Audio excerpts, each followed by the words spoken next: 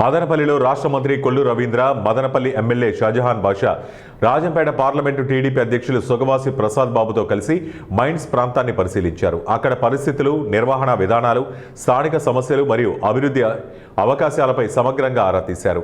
అనంతరం నిర్వహించిన మీడియా సమావేశంలో ప్రజా ప్రయోజనాల పరిరక్షణ, పారదర్శక పాలన, సహజ వనరుల సద్వినియోగం మరియు ప్రాంతీయ అభివృద్ధిపై తమ అభిప్రాయాలను వెల్లడించారు.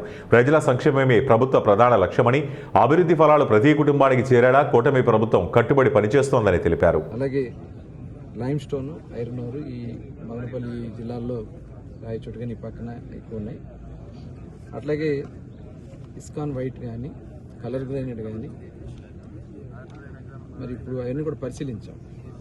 అలాగే బిల్డింగ్ మెటీరియల్కి సంబంధించి కూడా ఎక్కువ ఉన్నాయి, గ్రావెల్ కానీ ఇలాంటివి కూడా ఉన్నాయి. దాన్ని కూడా మరి ఇవాళ మార్కెట్ కానీ, ఎందుకనే వడ్డీర సోదరులకు కూడా 33% రిజర్వేషన్ ఇచ్చి వడ్డీర సోదరులకు కూడా ఫైనాన్షియల్గా, ఎందుకంటే